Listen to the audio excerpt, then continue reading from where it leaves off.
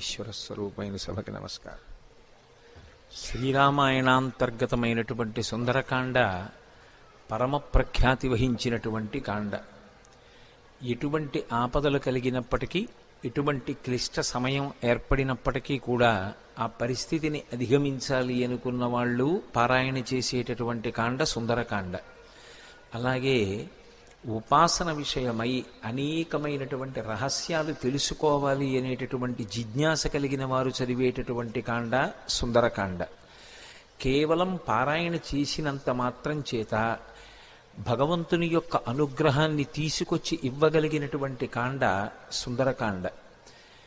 అసలు జాతకంలో మృత్యువు తరువుకొచ్చేస్తుంటే, ఏదో ప్రమాదం జరిగి అపమృత్యువు ఏర్పడవలసినటువంటి పరిస్థితిలో కూడా సుందరకాండ పారాయణ చేసిన, సుందరకాండ చదువుకున్న, సుందరకాండ విన్న తప్పకుండా అంత గొప్ప మృత్యువు కూడా తొలగిపోతుంది అనేటటువంటిది అనేక సందర్భాల్లో నిరూపణం చేసినటువంటి కాండ సుందరకాండ.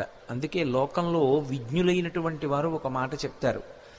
అసలు వాంగ్మయంలో అత్యంత శక్తివంతమైనటువంటివి ఏవైనా ఉంటే రెండిటినే చెప్తారు.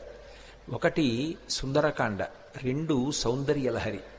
ఈ రెండిటి తర్వాతే ఏదైనా ఉంటుందేమో కానీ ఈ రెండిటికన్నా కూడా ఇంకా శక్తివంతమైనటువంటిది, చదివినంత మాత్రం చేత, విన్నంత మాత్రం చేత ఎనలేని ప్రయోజనాన్ని చేకూర్చగలిగినటువంటి శక్తి కలిగినటువంటిది వేరొకటి ఉంటుంది అని అభిజ్ఞులైనటువంటి వారు ప్రతిపాదన చెయ్యలేదు.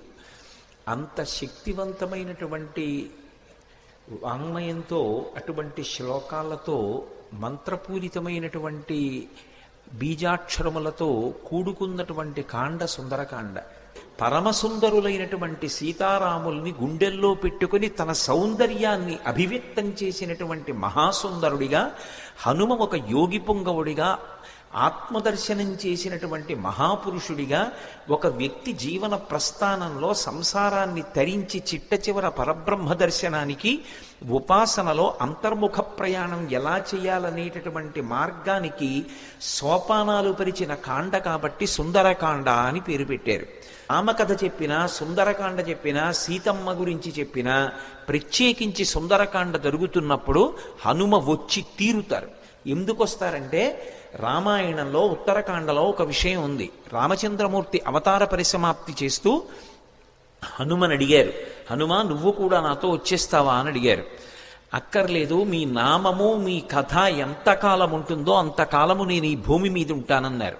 అంత శక్తివంతమైనటువంటి సుందరకాండ యొక్క ప్రారంభం ఎక్కడ అంటే, నిజానికి మొదటి శ్లోకం తతో రావణనీతాయా అయినా దానికన్నా నేపథ్యం కిష్కింధకాండ చివరిలో పడింది.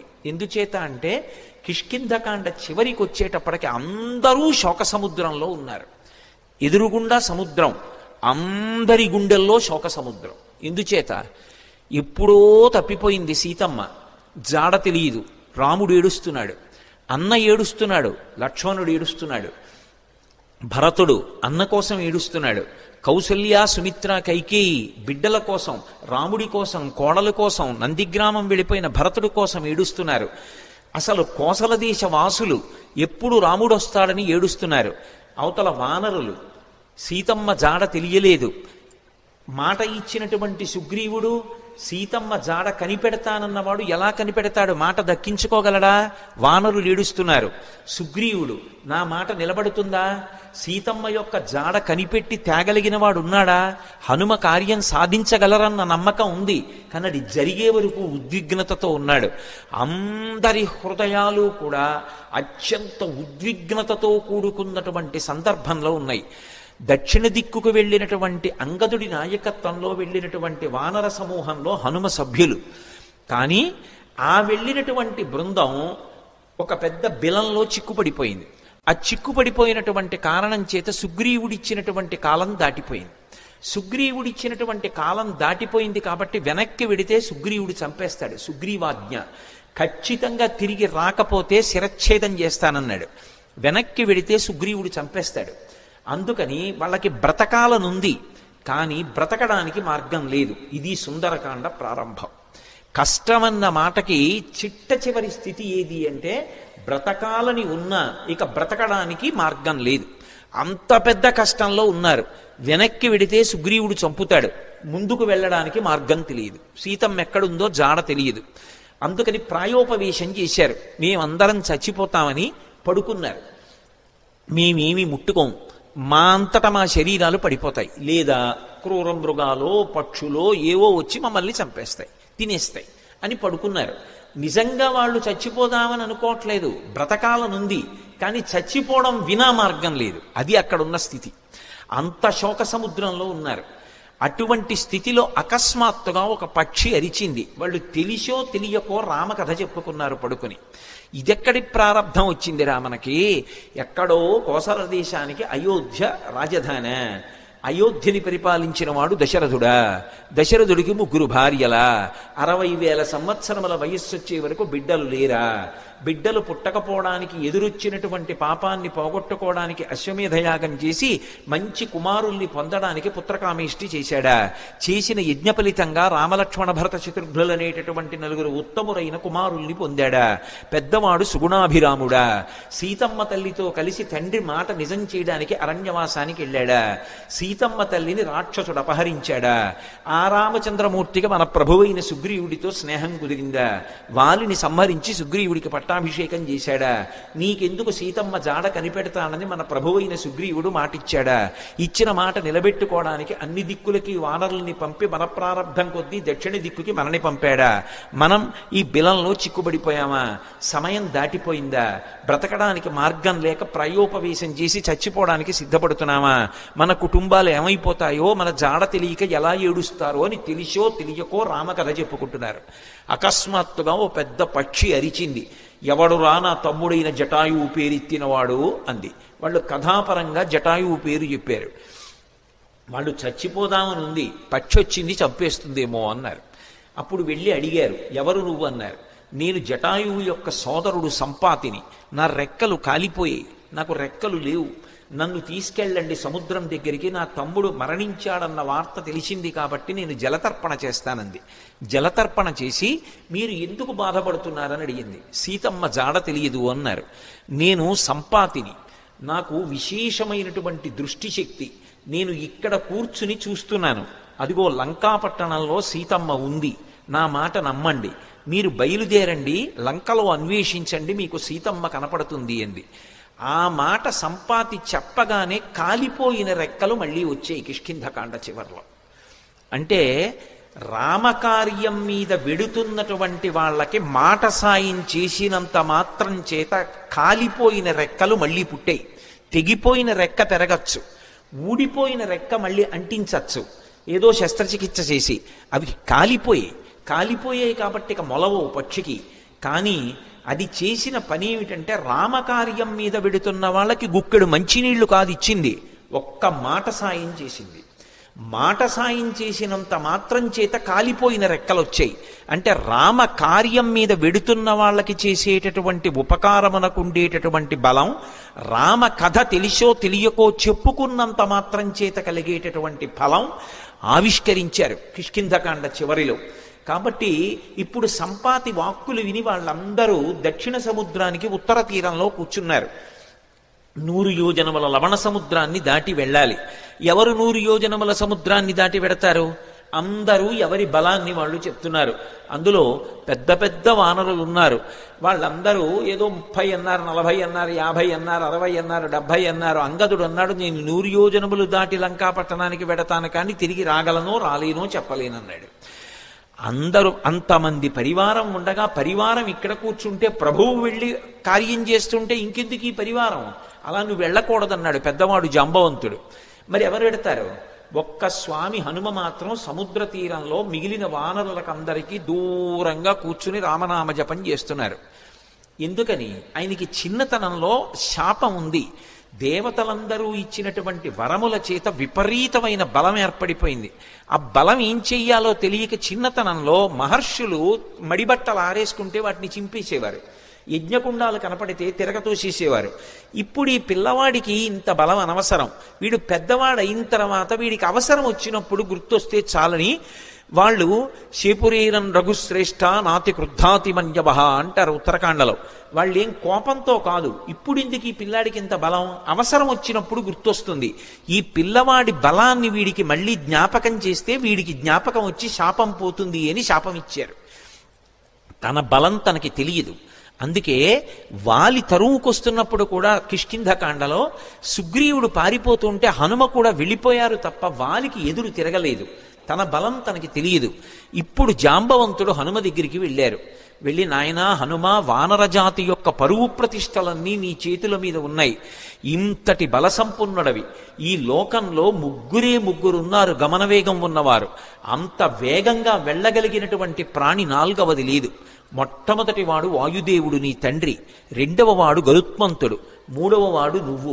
ఇంతటి వేగం కలిగిన వాడివి, ఇంత బలం కలిగిన వాడివి, ఇంత బుద్ధిబలం ఉన్నటువంటి వాడివి, నువ్వు వానరజాతి పరువు ప్రతిష్టలు రామకార్యం ఆలోచించకుండా చేతకాని వాడిలా ఇలా కూర్చుంటావా?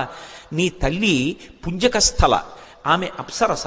ఒకానొక శాపకారణం చేత ఈ భూమి మీద జన్మించింది. ఈ భూమి మీద జన్మించి నీ తండ్రి అయినటువంటి కేసరికి భార్య అయింది. ఆమెకి వాయుదేవుని యందు ఔరసపుత్రుడిగా జన్మించిన వాడివి.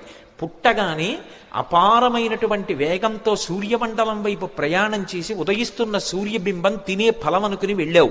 ఇంద్రుడు వజ్రం పెట్టి కొడితే హనువులంటే నీ యొక్క దవడ సొట్టబడి కింద పడ్డావు కాబట్టి నీకు హనుమ అని పేరొచ్చింది. ఆ పేరు ఉంచుకోవాలి అని ఇంద్రుడు పరమ సంతోషంతో తన మెడలో ఉన్న పద్మాల మాల పైకెత్తి ఊపి, ఈ పిల్లవాడికి ఇంకొక పేరు ఉండకూడదు, నా వజ్రం చేత పుట్టిన పిల్లవాడిని కొడితే ఎడమ దవడ సొట్టబడింది కాబట్టి ఈ పిల్లవాడికి హనుమ అని పేరుంటుందన్నాడు. దేవతలందరూ తమ శక్తులు ధారపోశారు. నీ అంత శక్తివంతుడు లోకంలో ఇంకొకడు లేడు. ఇంతటి వేగం కలిగిన వాడివి, ఇంత శక్తి కలిగిన వాడివి, నువ్వు ఇలా కూర్చుంటావా? ఒకప్పుడు నాకు కూడా ఎంతో బలం ఉండేది. వామనమూర్తిగా శ్రీ మహావిష్ణువు ఈ భూమ్యాకాశములనన్నింటినీ ఆక్రమిస్తే ఇంతంతైవటుడు ఇంతయై వరుయుతానింతై అభోవీధిపై అంతై తోయదమండలగ్రమణ కల్లంతై ప్రభారాశిపై అంతై చంద్రునకంతయై ధ్రువునిపై అంతై మహర్వాటిపై అంతై సత్య పదోన్నతుండకుచు బ్రహ్మాండంత సంవర్ధియ్యి అని పెరిగిపోతే ఆ వామనమూర్తికి త్రివిక్రమావతారానికి 21 మార్లు ప్రదక్షిణం చేశాను నేను. కానీ ఇప్పుడు వృద్ధుణ్ణైపోయాను, బడలిపోయాను, 100 యోజనములు దాటలేను. కాబట్టి పిల్లవాడివి, శక్తివంతుడవు, నువ్వు శక్తి పుంజుకొని బయలుదేరాలని జాంబవంతుడు హనుమతో మాట్లాడి ఒక మాట అన్నాడు. హనుమాన్ హరిరాజస్య సుగ్రీవస్య సమోహ్యపి రామలక్ష్మణయోశ్చాపి తేజసాచ బలీనచ.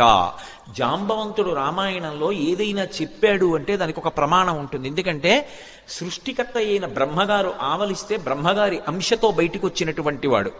ఆయన అంటున్నాడు, హనుమాన్ హరిరాజస్య, ఓ హనుమ, నువ్వు వానరులకంతటికీ కూడా రాజుతో సమానమైన వాడివి. పేరుకి సుగ్రీవుడు రాజు, కానీ సుగ్రీవుడి కన్నా నువ్వు ఏ విషయంలో తక్కువ కాదు. సుగ్రీవుడే కాదు, రామలక్ష్మణయోశ్చాపి తేజసాచ బలీనచ, రామలక్ష్మణులతో కూడా నువ్వు తేజస్సులో బలంలో సమానమైనటువంటి వాడివి. అటువంటి వాడివి ఇలా కూర్చుంటావా?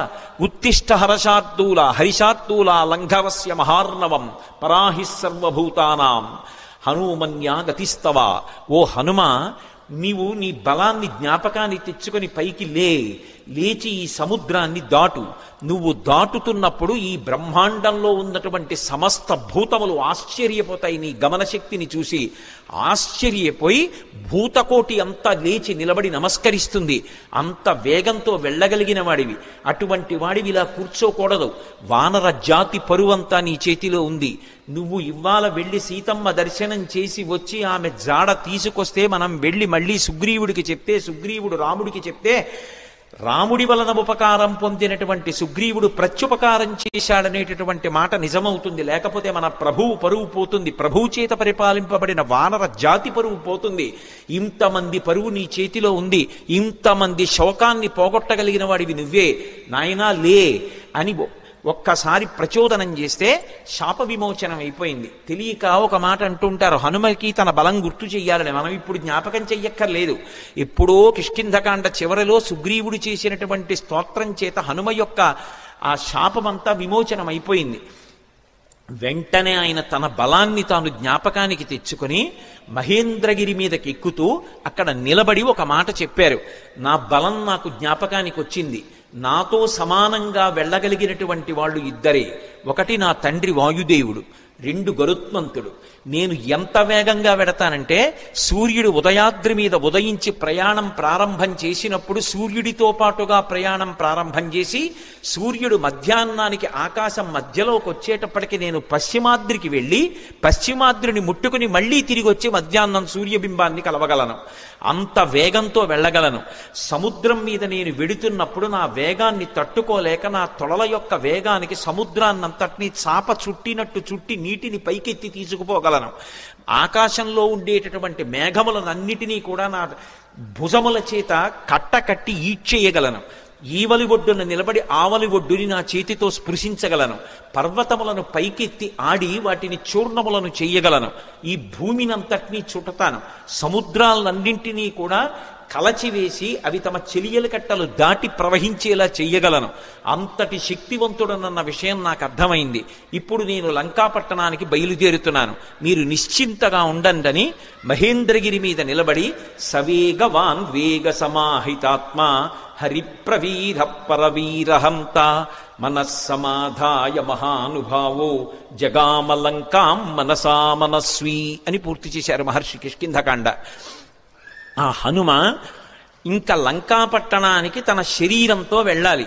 కానీ ఆయన అత్యంత ఉత్సాహంతో తన మనసుతో ఏనాడో చేరిపోయారు లంకాపట్టణానికి. శోకం అన్నది ఎక్కడుంటుందంటే మనసులో ఉంటుంది. ఆ శోకం పోవడానికి మార్గం ప్రయత్నం ఎక్కడుంటాయంటే మనసులోనే ఉంటాయి. ఆ మనసు పరిపుష్టం కావాలంటే, మళ్ళీ అటువంటి తేజస్సుని పుంజుకోవాలంటే, ఎంత కష్టాన్నైనా దాటగలగాలంటే హనుమ యొక్క అనుగ్రహంతో సీతారాముల అనుగ్రహంతో మనసు ప్రచోదనం పొందాలంటే సుందరకాండ చదవండి అని చెప్తారు. ఇంతమంది వానరులు ఉత్తర తీరంలో నిలబడిపోతే ఒక్క హనుమ మాత్రం ఎంత ఉత్సాహంగా వెడుతున్నారంటే శత్రుపురానికి మనసుతో ఆయన చేరిపోయారు. ఇక శరీరంతో వెళ్ళాలంతే. అంత అద్భుతమైనటువంటి రీతిలో ప్రయాణం చేయడానికి ఆ మహేంద్రగిరి మీద నిలబడినటువంటి స్వామి హనుమ యొక్క స్థితిని ఆవిష్కరిస్తూ సుందరకాండ ప్రారంభం అవుతుంది. ప్రారంభం చేస్తూ మొదటి శ్లోకంలో మహర్షి అంటారు, తతో రావణనీతాయా సీతాయా శత్రుకర్షణ ఈయేష పథమన్వేష్టం చారణాచరితే పథి. చారణలు ప్రయాణం చేసేటటువంటి మార్గం ఏదుందో ఆ మార్గంలో ప్రయాణం చేసి రావణుడి చేత అపహరింపబడినటువంటి సీతమ్మ జాడ కనిపెట్టడానికి స్వామి హనుమ శత్రుకర్షణుడై సంకల్పమును చేసి ఉన్నారు. ఎవ్వరూ చెయ్యలేనటువంటి సంకల్పం. అవతల దుర్నిరీక్షుడైనటువంటి రాక్షసుడు, అపారమైనటువంటి తపస్సు చేసినవాడు, కాంచనలంకకి అధిపతి, 100 యోజనముల సముద్రాన్ని దాటి వెళ్ళాలి. ఆవలి ఒడ్డున దిగిన దగ్గర నుంచి విచ్చుకత్తులు పట్టుకుని రాక్షసులు నిలబడతారు.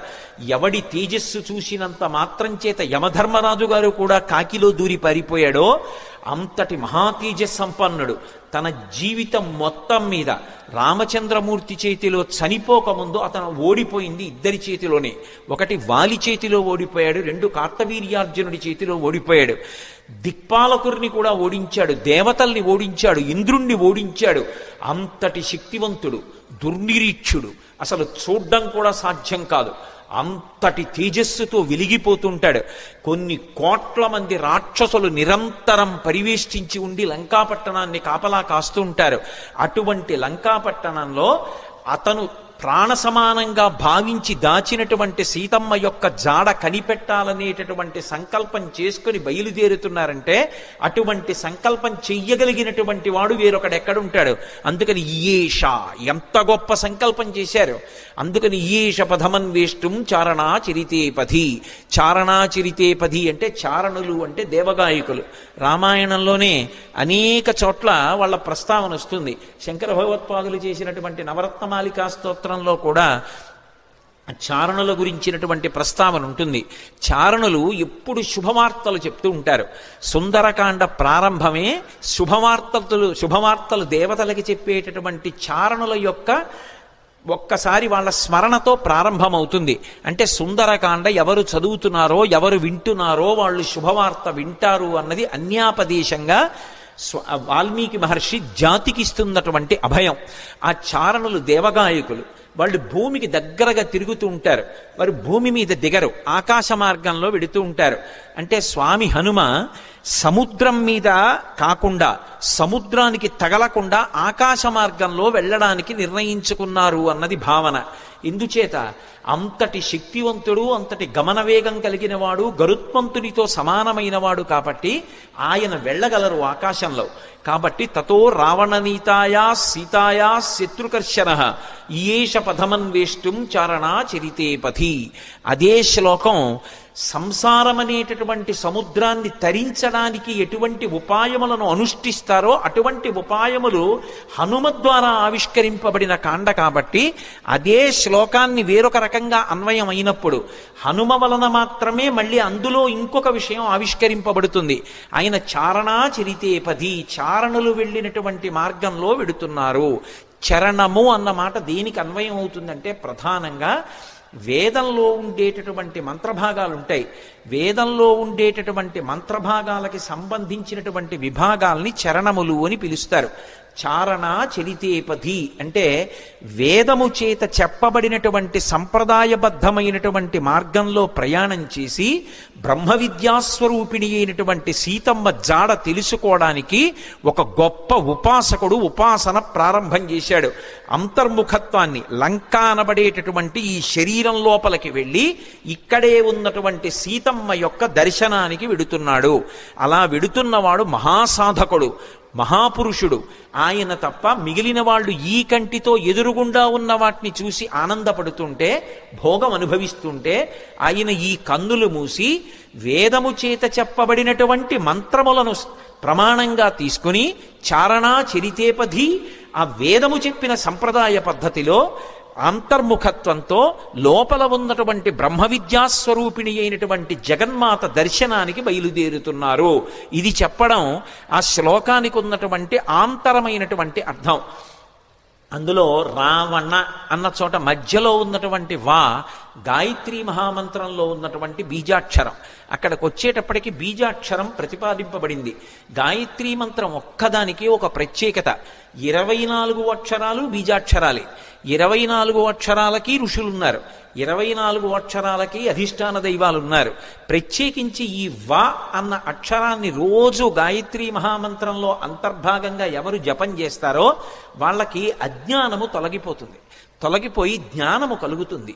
అంత గొప్పగా అజ్ఞానమును తొలగించగలిగినటువంటి ఒక యోగి స్వరూపయ్యి అటువంటి మార్గాన్ని మనకి ప్రచోదనం చేస్తూ ఉపాసన రహస్యములను ఆవిష్కృతమయ్యేటటువంటి రీతిలో స్వామి హనుమ లంకాపట్టణానికి బయలుదేరుతున్నారన్నది ఆ శ్లోకంలో సంకేతం. అందుకని తతో రావణనీతాయా సీతాయా శత్రుకర్షణ ఈయేష పథమన్వేష్టం చారణా చరితేపథి. శత్రుకర్షణ అంటే శత్రువులను అణచినవాడు. ఏవి శత్రువులు? కామక్రోధ లోభ మదమోహమాత్సర్యములే శత్రువులు. కానీ లోకంలో అందరికీ ఎవడి కామం వాడికి సంతోషంలా అనిపిస్తే అవి శత్రువులని భావించి వాటిని పక్కకి పెట్టి భగవద్దర్శనం కోసమని శ్రమిస్తున్న వాడెవరున్నాడో వాడు ఉపాసకుడు. అందుచేత ఆయన శత్రుకర్షణుడైనటువంటి హనుమ బయలుదేరుచున్నారు. ఈ శ్లోకంలో గొప్ప విషయం ఏమిటంటే అసలు ఎప్పుడూ రామాయణం వినని వాడికి ఈ శ్లోకంతో కథ మొదలుపెట్టారనుకోండి, అందులో హనుమ పేరు లేదు. మీరు పూర్వాపరాలు చెప్తే తప్ప ఎవరు బయలుదేరుతున్నారో తెలియదు. కానీ ఈ జాతి గొప్పతనం ఏమిటంటే రామాయణం తెలియని వారు ఉండరు కాబట్టి హనుమ బయలుదేరుతున్నారు అని నేను చెప్పేసేయచ్చు. యథార్థంగా ఆలోచిస్తే అందులో ఎక్కడుంది హనుమ పేరు? ఆ ప్రారంభ శ్లోకంలో తతో రావణనీతాయా సీతాయా శత్రుకర్షణ ఈయేష పథమన్వేష్టం చారణా చరితేపథి. ఆయన బయలుదేరుతున్నారు. ఎవరాయన? హనుమ. అంటే కిష్కింధకాండతో అన్వయం చెయ్యి. సుందరకాండని సుందరకాండగా మొదలుపెట్టేయవద్దు. సుందరకాండ గొప్పతనం తెలియాలంటే, రామకథా బలం తెలియాలంటే, హనుమ యొక్క వైభవం తెలియాలంటే, అందరూ సంతోషాన్ని పొందడం మొదలైందని తెలియాలంటే, ఆయన ప్రయాణించేటటువంటి ఆయన శక్తి నీకు తెలియాలంటే కిష్కింధకాండతో అన్వయం చేసే సుందరకాండ మొదలుపెట్టు సుమా. అన్యాపదేశంగా మహర్షి యొక్క సంకేతం. అందుకని ఇప్పుడు స్వామి బయలుదేరడానికి సిద్ధంగా ఉన్నారు. ఆ నిలబడినటువంటి స్వామి యొక్క మూర్తిని వర్ణిస్తూ అంటారు, ఆయన దుష్కరం నిష్ప్రతిద్వంద్వం చికీర్షం కర్మవానర సముదగ్ర శిరోగ్రీవో గవాం పతిరివాబభౌ అంటారు. ఆయన తల బాగా రిక్కించి రెండు చేతులు నడుం మీద పెట్టి బలాన్ని పుంజుకుని దూరంగా 100 యోజనముల సముద్రాన్ని చూస్తూ ఆ దక్షిణ దిక్కు వంక చూస్తూ నిలబడితేట ఆయన ఎలా ఉన్నారంటే ఎదురుగుండా ఒక పెద్ద ఆబోతు నిలబడిందా అన్నట్టుగా ఉన్నారట. ఆబోతు నిలబడిందా అన్నట్టుగా ఉన్నారన్న దాంట్లో ఒక సంకేతం. ఆబోతు అంటే నందీశ్వరుడు. నందీశ్వరుడు అంటే లోపల ఆనందం పొందుతూ ఉంటాడు. నంది శివాలయంలో ఎప్పుడు శివలింగాన్ని చూస్తూ ఉంటాడు.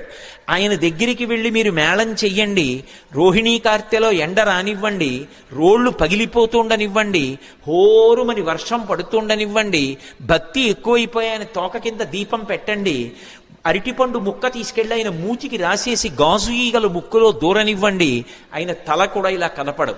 పృష్ఠభాగాన్ని ప్రపంచానికి ఇస్తాడు, దృష్టిని శివలింగం మీద పెడతాడు. దుష్కరం నిష్ప్రతిద్వంద్వం చికీర్షం కర్మవానర సముదగ్ర శిరోగ్రీవో గవాం పతిరివాబభౌ. అసలు ఆ శ్లోకాన్ని చదవడం కష్టం. అంటే అది సామాన్యమైన విషయం కాదు సుమా, అందరూ చెయ్యగలిగిన విషయం కాదు. కాంచనలంకలో రావణుని చేత బంధీకృత అయినటువంటి సీతమ్మ తల్లి దర్శనం చేస్తానని ధైర్యంగా సంకల్పం చేసి నిలబడగలగడమే అంత తేలికైన విషయం కాదు. అటువంటి సంకల్పం చేసినటువంటి వాడు కేవలం తాను ఆచరించవలసినటువంటి ప్రణాళిక మీద దృష్టి పెట్టి తాను 100 యోజనముల సముద్రాన్ని దాటి వెళ్ళవలసినటువంటి విషయం మీద ఆలోచిస్తున్నారు తప్ప పిరికితనం కాని, వెళ్ళగలనా అని కాని, వెళ్ళలేనా అని కాని, అసలు రెండవ ఆలోచనకి తావులేని రీతిలో శివాలయంలో నంది ఎలా ఉంటాడో అలా ఆబోతులా కొండ మీద నిలబడి ఉన్నారు. అలా ఆయన్ని చూస్తే నీటి మడుగు మధ్యలో నిలబడిన ఏనుగా అన్నట్టుగా ఉన్నారట. దుష్కరం నిష్ప్రతిద్వంద్వం చికీర్షం కర్మవానర సముదగ్ర శిరోగ్రీవో గవాం పతిరివాబభౌ అథ వైడూర్యవర్ణేషు శద్వలేషు మహాబల ధీర సలిలకల్పేషు విచచార యథాసుఖం అంటారు మహర్షి. అథ వైఢూర్యవర్ణేషు శద్వలేషు మహాబల. ఆకుపచ్చని రంగులో ఉన్నటువంటి మెత్తటి పచ్చిక బయళ్ళున్నాయి అక్కడ. ఆ పచ్చిక బయళ్ల మీద స్వేచ్ఛగా ధీర పరమధైర్యంతో కూడుకున్నటువంటి వారై యథేచ్ఛగా దాని మీద కాసేపు అటు ఇటు నడిచారట.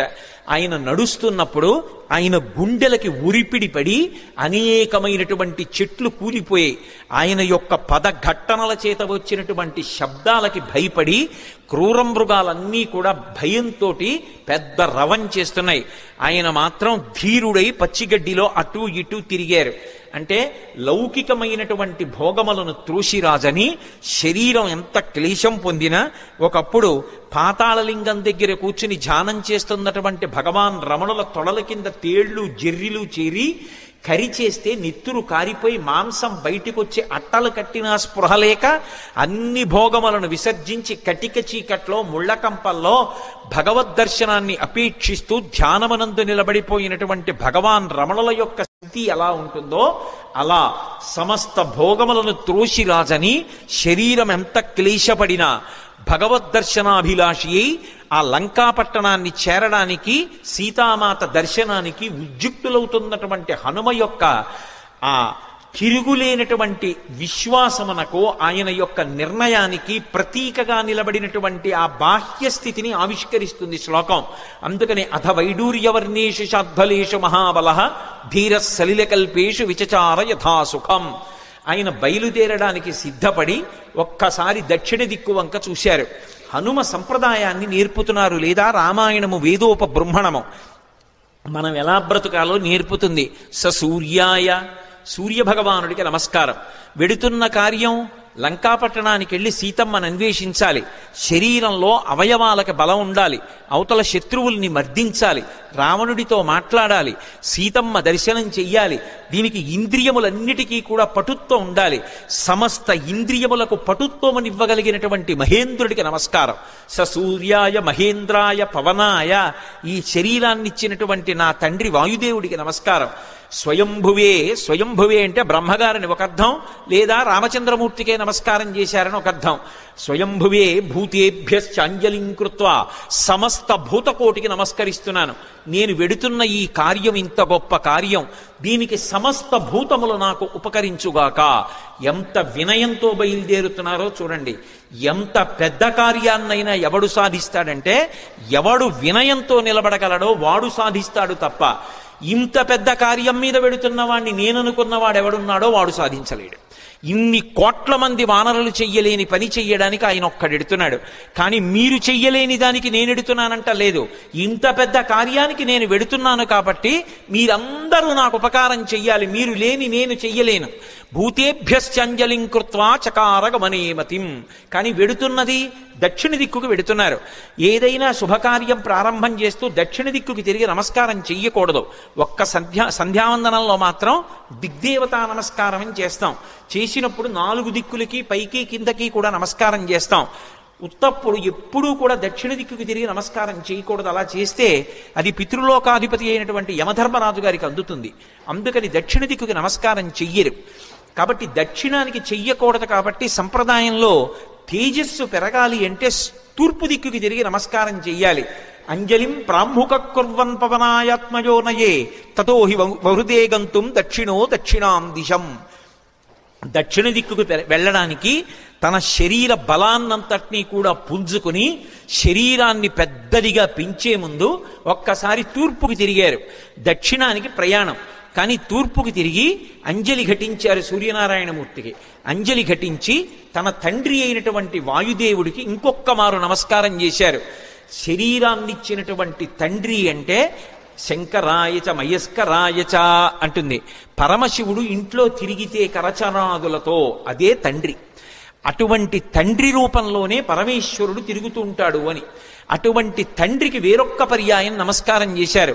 అంజలిం ప్రముఖ కుర్వన్ పవనాయత్మయోనయే తతో హి వవృతే గంతుం దక్షిణో దక్షిణాం దిశం. ఇప్పుడు ఇక బయలుదేరాలి. పెద్ద శరీరాన్ని పర్వతంలా పెంచారు.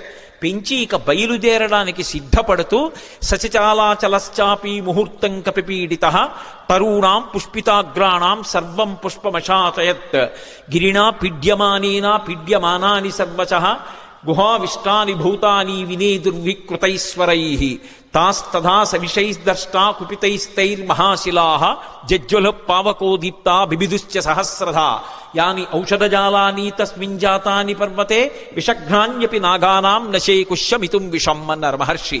ఎంత అద్భుతంగా వర్ణించారో. పర్వతాకారుడై నిలబడి ఆ మహేంద్ర పర్వతాన్ని తన 2 పాదముల చేత గట్టిగా పీడించారు. ఆ తొక్కి పట్టేటప్పటికి గుహలన్నీ కూడా మూసుకుపోయాయి. ఆ మూసుకుపోయే ముందు ఆ పర్వతం కదిలింది. కదిలి చెట్లకున్నటువంటి పువ్వులన్నీ రాలిపోయాయి. ఆ రాలిపోయినటువంటి పువ్వులన్నీ ఆయన ఒంటి మీద మహేంద్రగిరి మీద పడ్డాయి. ఇది మహేంద్రగిరి పుష్పాల కొండ అనిపించింది. ఆయన ఒళ్ళంతా పువ్వులు. ఇంకొంచెం నొక్కారు. గుహావిష్టాని భూతాని వినేదుర్వికృతైశ్వరైః. అందులో పెద్ద పులులు, సింహాలు, రకరకాలైన క్రూర జంతువులు ఉన్నాయి. ఆ గుహల్లో పడుకున్నాయి. ఎప్పుడైతే గుహ నొక్కుకుపోతోందో అవి బయటికి పారిపోదామని లేచి బయటికి వస్తున్నాయి. నడుందాకా బయటికి వచ్చేటప్పటికి గుహ నొక్కుకుపోయింది. సగం శరీరం లోపలుండిపోయింది, సగం శరీరం బయట ఉండిపోయింది. అప్పటి వరకు ప్రశాంతంగా ఉన్నటువంటి మహేంద్రగిరి ఒక్కసారి క్రూర మృగాల యొక్క పెద్ద పెద్ద అరుపులతో కొండంతా నిండిపోయింది. ఉత్తరక్షణం ఆశ్చర్యపోయారు. ఏమైంది ఈ కొండకి? ఈ కొండ బద్దలైపోతోందా? ఎవరైనా రాక్షసులు వచ్చి దీన్ని భేదిస్తున్నారా అని. అంత పెద్ద అరుపులతో నిండిపోయింది. ఇంకా గట్టిగా నొక్కారు. నొక్కేటప్పటికి శాస్తదాస విషైర్దష్టాః కుపితైస్తైర్మహాశిలాః. అందులో పెద్ద పెద్ద నాగుపాములు కలుగుల్లో పడుకునున్నాయి. విషాలతో కూడుకున్నటువంటి సర్పములు, అనేకమైన సర్పములు ఉన్నాయి. ఇందాక గుహలు నొక్కుకున్నాయి. ఇప్పుడు చిన్న చిన్న కన్నాలు, కలుగులు కూడా నొక్కుకుపోతున్నాయి పర్వతం తొక్కేస్తుంటే. ఆ కలుగుల్లో ఉన్నటువంటి పావులన్నీ బయటికి బుస్ అని పైకొచ్చాయి. సగం పైకొచ్చేటప్పటికే ఆ కలుగు నొక్కుకుపోయింది. నడుం దగ్గర నుంచి లోపలకు ఉండిపోయింది, మిగిలింది పైకుండిపోయింది. వాటికి విశేషమైన ఆగ్రహం వచ్చి పడగలు విప్పాయి. ఆ పడగలు విప్పేటప్పటికి నల్లటి స్వస్తికాకారాలు కనపడుతున్నాయి. ఒక్కసారి మహేంద్రగిరి అంతా పావులన్నీ పడగలు విప్పితే స్వస్తికాకారంతో పావుల పడగలు కనపడుతుంటే విచిత్రమైనటువంటి శోభని పొందింది. ఆ పడిపోతున్నప్పుడు బంగారు శిలలు, వెండి శిలలు కిందకు పడిపోతుంటే అవి ఉరుసుకున్నప్పుడు కొండంతా ఎక్కడ చూసినా బంగారు గీతలు, వెండి గీతలు, పచ్చగా తెల్లగా గీతలు పడిపోయింది. ఈ బయటికి వచ్చేసినటువంటి పావులు ఇవన్నీ ఎంతసేపట్లో, నేను వర్ణించినంతసేపు పట్టదు, ఒక్క క్షణకాలంలో బయటికి వచ్చినటువంటి పాములు తమ పడగలు విప్పి ఆ బాధ తట్టుకోలేక పక్కన ఉన్నటువంటి శిలల్ని కాటువేశాయి. వాటి విషం వచ్చి శిలలకి తగిలేటప్పటికీ ఆ శిలల్లోంచి అగ్నిహోత్రం పుట్టి ఒక్క క్షణంలో మహేంద్రగిరి అంతా కూడా అగ్నిహోత్రంలో తగలబడిపోతోంది. అక్కడ అనేకమైనటువంటి ఓషధులు ఉన్నాయి. యాని ఔషధజాలాని తస్మిన్ జాతాని పర్వతే విషఘ్నాన్యపి నాగానాం నశేకుష్యమితుం విషం. ఆ ఓషధులు పాముల యొక్క విషాన్ని పోగొట్టగలవు, కానీ అంత గొప్ప కాట్లు వేస్తే పుట్టినటువంటి విషంలోని అగ్నిహోత్రాన్ని అక్కడ ఉన్నటువంటి పాములు ఏవీ కూడా, అక్కడ ఉన్నటువంటి ఓషధులు ఏవీ కూడా ఆర్పలేకపోయాయి. పొగ్గున మంటలు మండిపోతున్నాయి.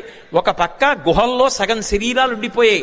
ఈ పావులు, క్రూర జంతువులు ఈ వేడి ఎక్కడ లేని అరుపులు అరుస్తున్నాయి.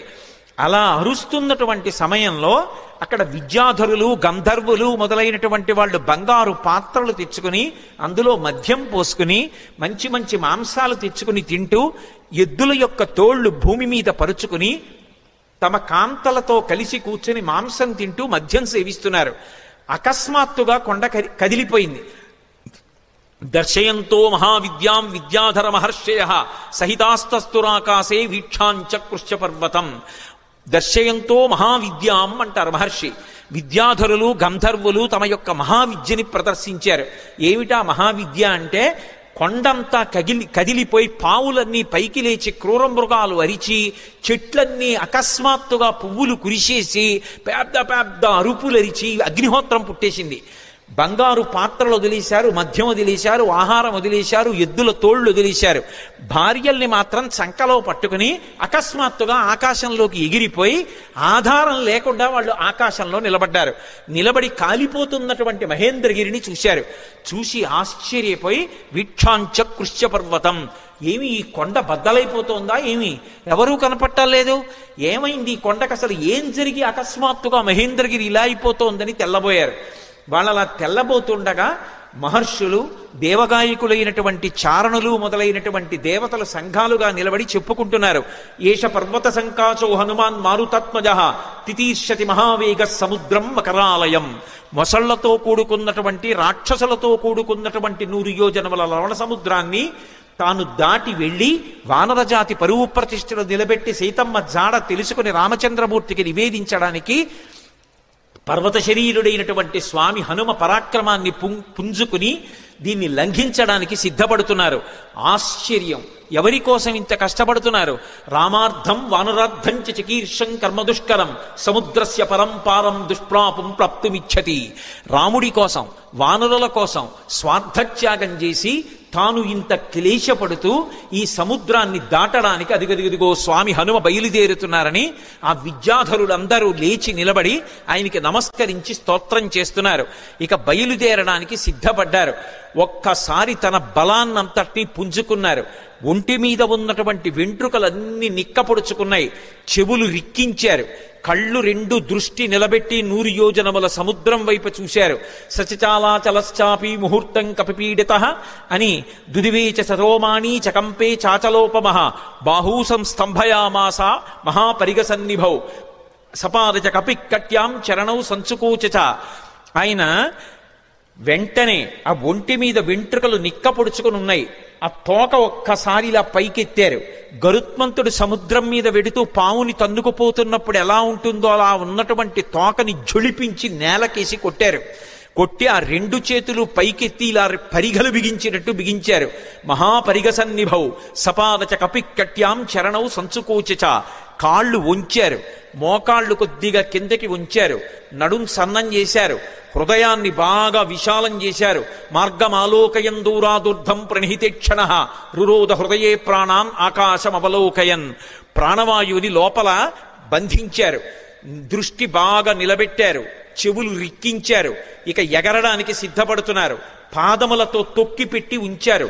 మోకాళ్ళు వంగి ఉన్నాయి, నడుం సన్నగా ఉంది, తొడలలోకి శక్తినంతటినీ పుంజుకున్నారు. ఇక ఎగరబోతూ కిందకి చూశారు. చిన్న చిన్న రూపాలతో కొన్ని లక్షల వానరములు స్వామికి నమస్కారం చేస్తూ శుభం కలగాలని, వానరజాతి పరువు నిలబడాలని స్తోత్రం చేస్తున్నాయి. వాళ్ళ వంక చూసి ప్రతిజ్ఞ చేశారు.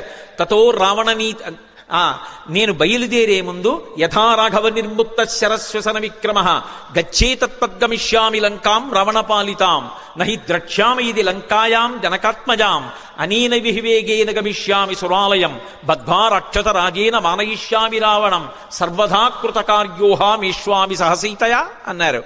నేను ఇప్పుడు బయలుదేరి వెళ్ళేటప్పుడు నా శక్తితో వెళ్ళటం లేదు. రామచంద్రమూర్తి తన ఎడమ చేత్తో బంగారు కోదండాన్ని పట్టుకుని అక్షయ బాణతూణీరంలోంచి బాణాన్ని తీసి కుడి చేతితో వింటినారికి సంధించి ఆకర్ణాంతంలాగి విడిచిపెట్టబడినటువంటి రామబాణం మధ్యలో ఆగకుండా వెళ్లి లక్ష్యం మీద ఎలా పడిపోతుందో అలా రామచంద్రమూర్తి యొక్క అనుగ్రహాన్ని పొందినటువంటి నేను లంకాపట్టణం మీద వెళ్లి పడతాను. ఆ పడిన తరువాత సీతమ్మ జాడ కనిపెట్టడానికి అన్వేషిస్తాను. ఒకవేళ నాకు సీతమ్మ జాడ దొరకకపోతే 10 తలలు కలిగినటువంటి రావణాసురుణ్ణి బంధించి తీసుకొచ్చి ప్రస్రవణ పర్వత చక్రముల మీద కూర్చున్న రామచంద్రమూర్తి పాదముల దగ్గర పడేసి వాడి చేత నిజం కక్కిస్తాను. ఒకవేళ రావణుడు కూడా కనపడకపోతే అక్కడి నుంచి స్వర్గలోకానికి వెళ్లి స్వర్గలోకంలో కూడా సీతమ్మను అన్వేషిస్తాను. స్వర్గంలో కూడా సీతమ్మ కనపడకపోతే తిరిగి వచ్చి రావణ యొక్క లంకాపట్టణాన్ని పెళ్లగించి చేత్తో పట్టుకుని తీసుకొచ్చి సుగ్రీవుడి యొక్క సన్నిధానంలో నిలబెడతాను. అటువంటి బలాన్ని పుంజుకుని నేను బయలుదేరుతున్నాను. మీరు బెంగ పెట్టుకోకండి, రామకార్యాన్ని సాధిస్తాను. ఈషా ధృతి ఆ పట్టుదలతో ప్రతిజ్ఞ చేసి ఇక బయలుదేరడానికి సిద్ధపడ్డారు. ఒక్కసారి ఎగిరేటప్పటికి ఊరు వేగోద్ధత వృక్షా ముహూర్తం కపిమన్వయం ప్రస్థితా దీర్ఘమధ్వానం సబంధుమి బాంధవాహ. ఆయన ఒక్కసారి సముద్రం మీదకి ఏటవాలుగా తెల్లవారుజాము కాలంలో ఎగిరితే కొన్ని వందల సంవత్సరముల నుంచి ఆ పర్వతం మీద పెరుగుతున్నటువంటి మహావృక్షములు కూడా కూకటి వేళ్లతో సహా పెకలింపబడి ఆయన తొడల వేగానికి ఆయనతో పాటుగా వెళ్ళి కొంత దూరం వెళ్ళిన తరువాత ఇక ఆ వేగంతో వెళ్ళలేక సముద్రంలో పడిపోయాయి. చిన్న చిన్న చెట్లు చాలా దూరం వెళ్ళాయి. ఆ వెళ్ళడం ఎలా ఉందంటే ముఖ్యమైనటువంటి బంధువులు దూర ప్రదేశానికి ప్రయాణం చేస్తుంటే అనుగమించి కొంత దూరం వెళ్ళి వీడ్కోలు పలికి వెనక్కి వస్తున్నటువంటి బంధువుల సమూహమా అన్నట్లుందిట. మహారాజుని అనుగమించి మహారాజు వెంట వెడుతున్నటువంటి సైన్యమా అన్నట్టుగా ఉందిట. ఒక దాంట్లో నిర్బంధం, ఒక దాంట్లో ఐచ్ఛికం. బంధువులు వెళ్ళేటప్పుడు స్వచ్ఛందంగా వెడతారు, సైన్యం వెళ్ళేటప్పుడు రాజుని అనుగమించాలి, రాజాజ్ఞ. ఎలా వెడతారో అలా వెడుతున్నారు. అలా వెళ్ళి ఆ చెట్లన్నీ కూడా బరువైనటువంటి చెట్లు ముందు పడిపోయాయి, తేలికైన చెట్లు చాలా దూరం హనుమతో పాటు వెళ్ళాయి. ఇన్ని చెట్లు ఏకకాలంలో పైకి లేచిపోయి ఆయనతో పాటు వెళ్ళిపోతుంటే ఈ చెట్లకున్నటువంటి పువ్వులన్నీ కూడా పడిపోతే స్వామి శరీరం నిండా ఎక్కడ చూసినా పువ్వులు, ఆకులు, మొగ్గలు అలంకృతమైపోయాయి. అలంకృతమైపోతే ఆయన ఎలా ఉన్నారంటే మెరుపులతో కూడుకున్నటువంటి మేఘం ఆకాశంలో ప్రయాణం చేస్తే ఎలా ఉంటుందో అలా ఉన్నారు. ఆ పువ్వులన్నీ కూడా సముద్రంలో పడ్డాయి. ఆ సముద్రంలో పడినప్పుడు ఆ సముద్రం అంతా పువ్వులతో కూడి నక్షత్రములతో కూడుకున్న ఆకాశం భూమి మీదకి వస్తే ఎలా ఉంటుందో సముద్రం అలా ఉంది. అంత వేగంతో ఆయన వెళ్ళిపోతున్నప్పుడు ఆ గాలి ఆయన యొక్క బాహుమూలములలోంచి అంటే సంకలలోంచి వెనక్కి వెడుతున్నప్పుడు విచిత్రమైనటువంటి రవం చేస్తోంది. యథేచ్ఛగా ఆకాశంలో వెళ్ళిపోతూ పిబన్నివ బభౌచాపి సౌర్మిమాలం మహార్ణవం పిపాసరివచాకాశం దదృశేష మహాకపి. ఆయన ఆ వెడుతున్నప్పుడు ఎలా ఉందంటే ఇలా పైకి చూస్తే మెరుపుల ముద్ద వెళ్ళిపోతున్నట్టుగా ఆకాశాన్ని ఎవరో తాగేస్తున్నారా అన్నట్టుగా ఉంది. ఆయన వెడుతున్నంతసేపు ఎంత దూరం ఆయన ప్రయాణం చేస్తే అంత దూరం సముద్రం చాప చుట్టినట్టు పైకి లేచి ఆయన శరీరం అలా వెళ్ళిపోగానే ఆయనకి తగులుతోందా అన్నట్టుగా పైకి లేచి విరిగి కెరటం పడిపోతోంది. అలా సముద్రం పైకి లేచిపోయి సంక్షోభాన్ని చెందుతోంది. పెద్ద పెద్ద చెట్లు పడిపోయాయి, కెరటాలన్నీ కదిలిపోతున్నాయి, సముద్రంలో ఉండేటటువంటి ప్రాణులన్నీ క్షోభ చెందాయి. ఒక పక్క మేఘమండలాన్ని చీల్చుకుంటూ మేఘాలలోకి వెడుతూ బయటికి వస్తూ తొంగి చూస్తూ చంద్రుడు ప్రయాణిస్తున్నాడా అన్నట్టుగా వెడుతున్నారు. ఆ వెడుతున్నప్పుడు సంధ్యాయా సమవిస్పృష్టం యథాతత్ సూర్యమండలం ముఖం నాసికయా తస్యా తామ్రయా తామ్రమా బభౌ.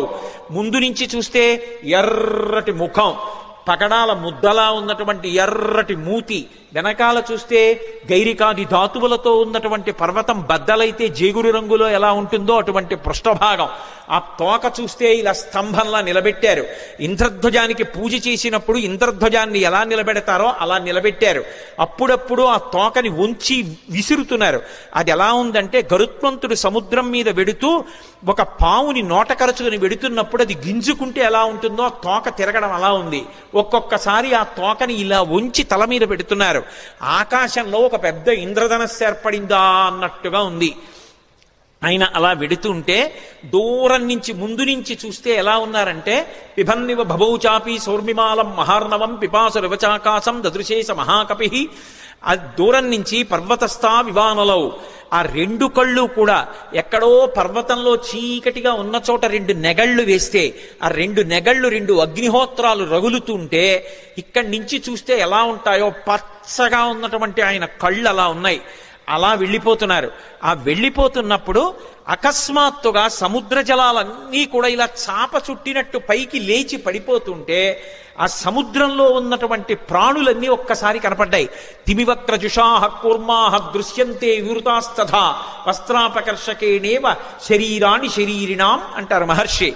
ఒక వ్యక్తి బట్ట కట్టుకుని పడుకుని నిద్రపోతుంటే పెద్ద గాలి అతని మీదకొస్తే బట్ట పైకి లేచిపోతే శరీరావయవములన్నీ ఎలా కనపడతాయో అలా ఎప్పుడూ సముద్రం అడుగున ఉండేటటువంటి ప్రాణులు ఎవ్వరికీ ఎప్పుడూ కనపడనివి హనుమ చేస్తున్నటువంటి గమన శక్తికి చాప చుట్టినట్టు పైకి ఇలా లేచిపోతే తరంగం కింద లోపల ఉన్నటువంటి పెద్ద పెద్ద చేపలు, చిన్న చిన్న చేపలు, ఎండ్రకాయలు, తాబేళ్లు, మొసళ్ళు అన్నీ ఒక్కసారి వెలుతురులో కనపడుతున్నాయి అనుకునేటప్పటికీ పెద్ద చప్పుడుతో ఈ కెరటం వెళ్ళి మళ్ళీ పడిపోతోంది. ఆ కెరటం వెళ్ళి మళ్ళీ పడిపోతుంటే సముద్రం అంతా కలయి తిరిగిపోతోంది. అలా కలయి తిరిగిపోతుండగా నిర్భయంగా క్రీడిస్తున్నవాడు ఎలా ఉంటాడో అలా ఆకాశ మార్గంలో గమనం చేసి వెళ్ళిపోతున్నారు. అద్భుతమైన ప్రయాణం. నిజంగా శాబ్దిక ప్రత్యక్ష ప్రసారం చేశారు వాల్మీకి మహర్షి. సుందరకాండ ప్రథమ సర్గ చదువుతుంటే మన కళ్ళ ముందు కనపడుతుంది ఆయన వెడుతున్నటువంటి తీరు. ఆ మబ్బుల్లోంచి ఏదో ఒక బంగారు ముద్ద వెళ్ళిపోతోందా అన్నట్టుగా, చంద్రబింబం మబ్బుల్లోంచి ప్రయాణం చేస్తోందా అన్నట్టుగా వెళ్ళిపోతున్నారు.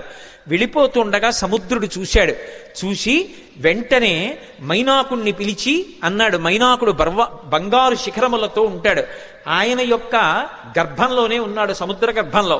ఆయనతో అన్నాడు, అహమిక్ష్వాకునాథేన సగరేణ వివర్ధత ఇక్ష్వాకు సచివశ్చాయం నావసీదితుమర్హతి.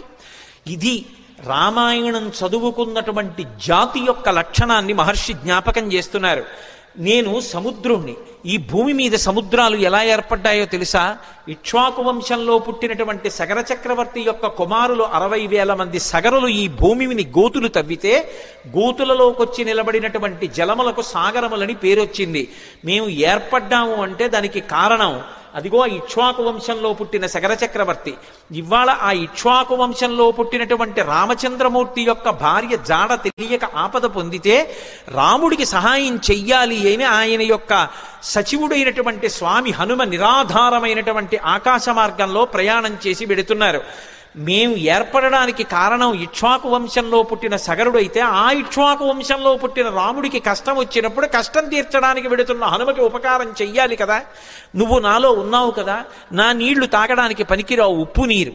కానీ నీ ఎందు పర్వతములున్నాయి, ఆ పర్వతాల్లో చెట్లున్నాయి, చెట్లల్లో అనేకమైన తేనెపెట్లున్నాయి, కందమూలాలున్నాయి. ఒక వానరానికి అంతకన్నా ప్రీతికరమైనది ఏది ఉంటుంది?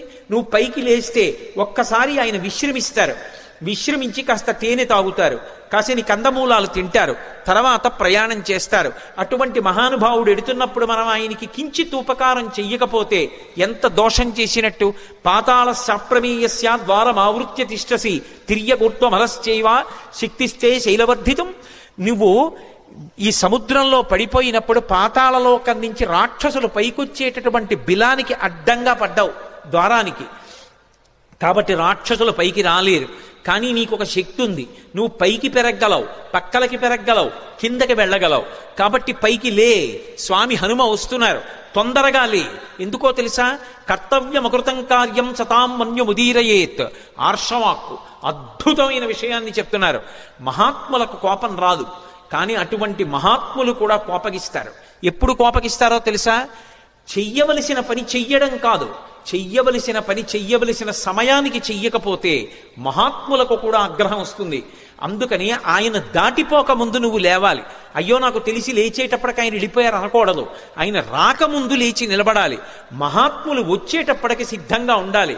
అందుకని వారు రాకముందు లేచి నిలబడు, అంజలి ఘటించు, స్వాగతం పలుకు, పలికి ఆయనకి విశ్రాంతికి స్థానం కల్పించు అనగానే మైనాక పర్వతం సముద్రాన్ని చీల్చుకుని ఒక్కసారి పైకి లేచింది. వచ్చేస్తున్నారు హనుమ ఆకాశ మార్గంలో. అకస్మాత్తుగా ఆ శిఖరముల మధ్యలో బంగారం ఉంటుంది.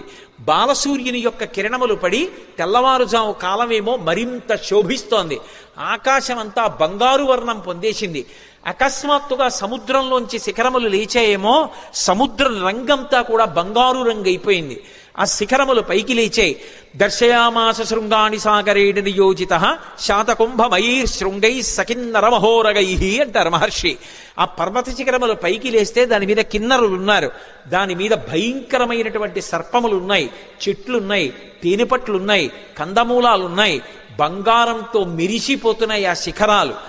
స్వామి హనుమ చూశారు, ఇదేమి ఇప్పటి వరకు లేనిది సముద్రంలోంచి అకస్మాత్తుగా బంగారు శిఖరాలు పైకి లేచాయే అని. మధ్యే లవణతోయస్య విఘ్నోయమితి నిశ్చిత.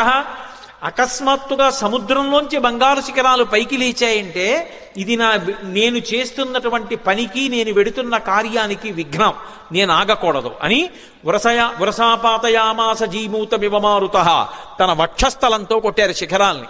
అవి చూర్ణములై పొడి అయిపోయి పడిపోయాయి.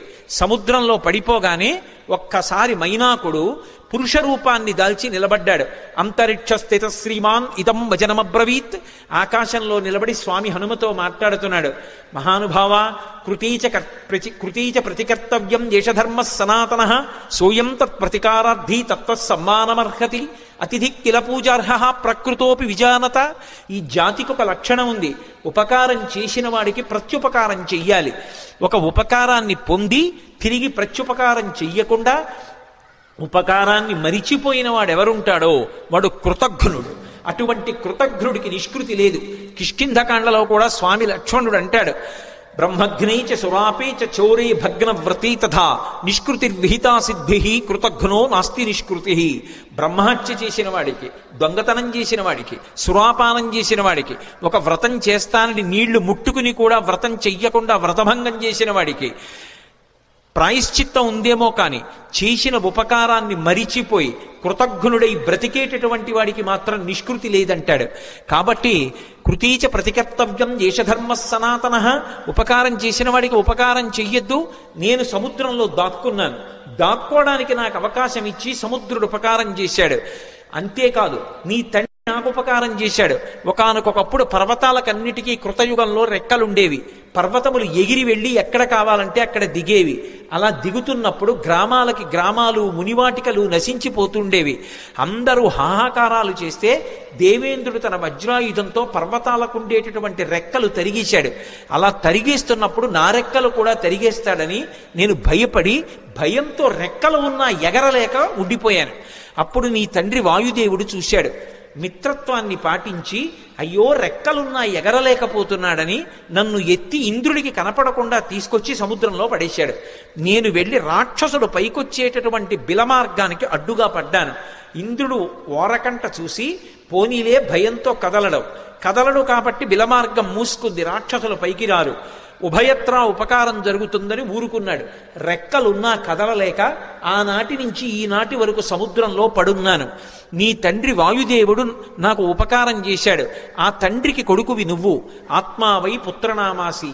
ఆయనకి ఉపకారం చేస్తే ఎంతో, ఆయన కొడుక్కి ఉపకారం చేస్తే అంతే. అందుకని నువ్వు వెడుతున్నప్పుడు నీకు నేను ఉపకారం చెయ్యొద్దు. అతిథి కిల పూజార్హ ప్రకృతోపి విజానత. అసలు ఒక అతిథి లభించడమే చాలా కష్టం జీవితంలో. అటువంటిది మహాప్రాజ్ఞుడు, నవవ్యాకరణ పండితుడు, స్వార్థం లేనివాడు, రామచంద్రమూర్తి యందు అపారమైన భక్తి కలిగినటువంటి నీ వంటి మహాపురుషుడు అతిథిగా లభించడం అంటే నేను పొందిన అదృష్టం. నిపత్య మమశృంగేషు విశ్రమస్వ యథాసుఖం. ఒక్కసారి నా పర్వత శిఖరముల మీద దిగవయా, కాసేపు విశ్రాంతి తీసుకో, ఇంత తేనె తాగు, కాసిని కందమూలాలు తిను, కించిత్ విశ్రమించు, మళ్ళీ బయలుదేరి వెళ్ళిపో అన్నారు. విన్నారు హనుమ. ఒక్కసారి నవ్వి ప్రీతోస్మి కృతమాతిథ్యం మన్యురేషోపనీయతాం త్వరతే కార్యకాలో మే అహస్యాప్యతివర్తతే ప్రతిజ్ఞాతమయా దత్తానస్తాతం వ్యభిహాంతరే అంటారు. ప్రీతోస్మి కృతమాతిథ్యం, చాలా సంతోషం, మీరు నాకు ఆతిథ్యం ఇచ్చినట్టే, మీరు నాకు అన్నీ పెట్టినట్టే, కానీ అన్యురేషోపనీయతాం, మన్యువు పెట్టుకోకండి, అంటే కోపం పెట్టుకోకండి మనసులో. మీరు అన్న మాట నేను పాటించలేదని ఏమనుకోకండి, నేను ప్రతిజ్ఞ చేశాను. రామకార్యం మీద ఎక్కడా ఆగను, రామచంద్రమూర్తి విడిచిపెట్టిన బాణం ఎలా వెడుతుందో అలా వెడతానన్నాను. అలా వెడతానన్నవాడిని అలా వెళ్లకుండా మధ్యలో దిగి విశ్రాంతి తీసుకుని వెడితే రామబాణంలా వెళ్ళినట్టు ఎలా అవుతుంది? ఇది హనుమ యొక్క ప్రజ్ఞ. అంతటి ప్రాజ్ఞుడైన, అంత శక్తివంతుడైన కేవలం నా ప్రయత్నం చేత సాధిస్తాననరు. రామచంద్రమూర్తి యొక్క సహాయం కావాలి. యథా రాఘవ నిర్ముక్త శరశ్వసన విక్రమ, రాముడు వదిలిన బాణంలా వెడతాను. రామానుగ్రహం ఉండాలి. ఎవడైనా జీవితంలో వృద్ధిలోకి రావాలనుకున్నవాడు తాను చెయ్యవలసిన పని తాను చేస్తూ, తన ప్రయత్నం తాను చేస్తూ, ప్రయత్నానికి పక్కన భగవంతుని యొక్క అండదండలు కూడా కలగాలని కోరుకోవాలి. భగవంతుని యొక్క ఏ అనుగ్రహం లేకుండా కేవలం తన ప్రయత్నం వలన సాధిస్తాననుకోవడం మూర్ఖత్వం. ఎప్పుడూ అలా సాధించలేడు. ఈశ్వరుని యొక్క అనుగ్రహం తోడు కావాలి. అందుకే నేను కాదు, రాముడి విడిచిన బాణంలా వెడతాను, రామానుగ్రహం నా యందు నిలబడాలన్నారు. అందుకే మహానుభావుడు నేను రామబాణంలా వెడతానని ప్రతిజ్ఞ చేసి మధ్యలో ఆగలేను. అవతల వేళ దాటిపోతోంది, తొందరగా వెళ్ళాలి, ఏమనుకోకండి. ఎంత మర్యాదగా మాట్లాడతారో. ఒక్కసారి ముట్టుకున్నారు, ప్రీతోస్మి కృతమాతిథ్యం, మీరు నాకు ఆతిథ్యం ఇచ్చినట్టే. ఒక్కసారి ఇలా చెయ్యి వేశారు, ముందుకి దాటి వెళ్ళిపోయారు. సమస్త భూతములు ఆశ్చర్యపోయే, ఏమి ప్రజ్ఞావంతుడు! ఉపాసకుడు ముందు దైవాన్ని ఉపాసన చేయడం మొదలు పెట్టగానే ముందొచ్చేటటువంటి ప్రతిబంధకం ఏమిటంటే నమస్కారం. వద్దు మహాప్రభో అన్నా సరే వచ్చి కాళ్ళ మీద పడిపోతారు. ఎక్కడ కనబడితే అక్కడ నమస్కారాలు చేస్తారు. ఇవన్నీ బానే ఉన్నాయి, నా అంతవాడు ఎవడుంటాడని లోకంలో అనుకున్నాడో చతికిల పడి జారిపోతాడు. కాదు కాదు, ఇవన్నీ నమస్కారాలు ఈశ్వరుడికి చెందుతాయి. నేనంతటి వాడిని నిమిత్త మాత్రం అనుకున్నవాడు ఎవరున్నాడో వాడు వృద్ధిలోకి వస్తాడు. అందుకే మైనాకుడంతటి వాడు బంగారు శిఖరములతో పైకొచ్చిన ముట్టుకుని మర్యాదగా వెళ్ళిపోయారు తప్ప అక్కడ దిగలేదు, నిలబడలేదు. ముందుకెళ్ళిపోయారు. చూశారు, మహర్షులు చూశారు, గంధర్వులు చూశారు, కిన్నెర కింపురుషులు చూశారు, సిద్ధులు చూశారు, సాధ్యులు చూశారు. గబగబా నాగమాత సురస దగ్గరికి వెళ్ళారు. వెళ్ళి ఆవిడితో అన్నారు, అమ్మా అమ్మా ఆశ్చర్యం, అయం వాతాత్మజ శ్రీమాన్ ప్లవతే సాగరోపరి హనుమాన్ నామ తస్యత్వం ముహూర్తం విఘ్నమాచర. అమ్మా ఆశ్చర్యం చూశావా? స్వామి హనుమ సముద్రాన్ని లంఘించి వెళ్ళిపోతున్నారమ్మా. నువ్వు నాగమాతవి, సురసవి. ఏది ఒక్కసారి రాక్షస రూపాన్ని పొంది విఘ్నాన్ని కల్పించు. ఆయన ఏ పాటి నిలదొక్కుంటారో చూద్దాం. అమ్మ వెళ్ళిపోతున్నారమ్మా, తొందరగా విఘ్నం కల్పించు అన్నారు. అడగచ్చా మాట?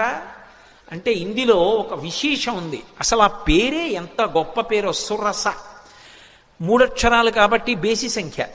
ఆడపిల్ల పుట్టినప్పుడు పెట్టడానికి యోగ్యమైన పేరు. పైగా అది నాగుల యొక్క తల్లి, అన్నిటిని మించి దక్ష ప్రజాపతి యొక్క కూతురు. అందుకని దాక్షాయణి అన్న పేరు అన్వయం అవుతుంది. ఆవిడ సామాన్యురాలు కాదు, అంత గొప్ప తల్లి. అందుకే సురస అని పేరు పెట్టారు. ఒక రకమైనటువంటి ఓషధికి ఈ పేరుకి అన్వయం అయ్యేటటువంటి పేరుతో పిలవడం అనేటటువంటిది లోకంలో సంప్రదాయంగా ఉంది. నాగసుగంధి అని. సురస 3 అక్షరాలు. అసలు ఆ పేరు పిలవడమే ఎంత అందంగా ఉంటుందో చూడండి. మంచి రసము, సురస. సురస ఎవరు? నాగమాత ఎవరు? ఎందుకు వచ్చింది? అసలు ఆవిడ్ని ఎందుకు తీసుకొచ్చారు దేవతలు? ఆవిడ్ని ఎందుకు తీసుకొచ్చారు సిద్ధులు, సాధ్యులు, యక్షులు, గంధర్వులు, కిన్నెరుడు, కింపురుషులు? అంటే ఈ సురస ఎవరో కాదు, కశ్యప ప్రజాపతి భార్యలలో ఒకటి అయినటువంటి కద్రువ. మీరు పూర్వం మహాభారతంలో ఆదిపర్వంలో ప్రారంభం కథ అదే. వినతా కద్రువుల కథ విని ఉంటారు. కద్రువ వినతయందు అసూయ చెందింది. అసూయ చెంది వినతతో దాస్యం చేయించుకోవడమని ఇంద్రుడి యొక్క ఉచ్చైశ్రవం అనేటటువంటి తోకకి పాము చుట్టుకునేటట్టుగా చేసింది. పాములన్నీ ఆమె పిల్లలు, అందుకే ఆమె నాగమాత. రామాయణంలో నాగమాత సురస అంటారు. ఆ కద్రువ గరుత్మంతుణ్ణి పరీక్షించింది. వినతకి కుమారుడుగా గరుత్మంతుడు వచ్చాడు, అందుకే వైనతేయుడు. ఆయన తల్లి యొక్క శాపాన్ని పోగొట్టాడు, అమృతాన్ని తీసుకొచ్చాడు. పైకి వెళ్ళి యథేచ్ఛగా ఆయన్ని ఎవ్వరూ అడ్డుకోలేకపోయారు. దేవలోకానికి వెళ్ళి అమృతాన్ని తీసుకొచ్చినవాడు గరుత్మంతుడు. పుట్టగానే పైకి గిరినవాడు గరుత్మంతుడు. పుట్టి అమ్మకి పేరు తెచ్చినవాడు గరుత్మంతుడు. ఆయన యొక్క తేజస్సు అప్రతిహతం. ఆయన వెడుతుంటే ఆయన యొక్క రెక్కల అల్లార్పుకి ఆ కాంతికి సమస్త లోకాలు స్తంభీభూతములైపోతాయి. అలా వెడతాడు ఆయన, అలా వెడతారు హనుమ. పుట్టగానే పైకి గిరిన వారు హనుమ. గరుత్మంతుడు ఎలా అమృత భాండానికి ఎలా వెళ్ళాడో అలా వెడుతున్నారు సీతాదర్శనానికి హనుమ. అక్కడ దేవతల్ని ఓడించాడు గరుత్మంతుడు, ఇక్కడ రాక్షసుల్ని ఓడించాలి హనుమ. గరుత్మంతుడు శ్రీ మహావిష్ణువుకి వాహనం, హనుమ విష్ణుస్వరూపమైన రామచంద్రమూర్తికి వాహనం. గరుత్మంతుడు ఒక్క విష్ణువుని వహిస్తాడు, కానీ హనుమ కిమేష భగవాన్ నంది భవే సాక్షాత్ విహాగత ఏన శక్తోస్మి కైలాసే మయా సంచలితే పురా అన్నాడు సుందరకాండలో రావణాసురుడు ఒక చోట. సాక్షాత్ నందీశ్వరుడిలా కనపడతారు, అందుకని నందీశ్వరుడే శివుణ్ణి వహిస్తారు. గరుత్మంత స్వరూపంలా తాను కూడా శ్రీ మహావిష్ణువుని రామచంద్రమూర్తిని వహిస్తారు.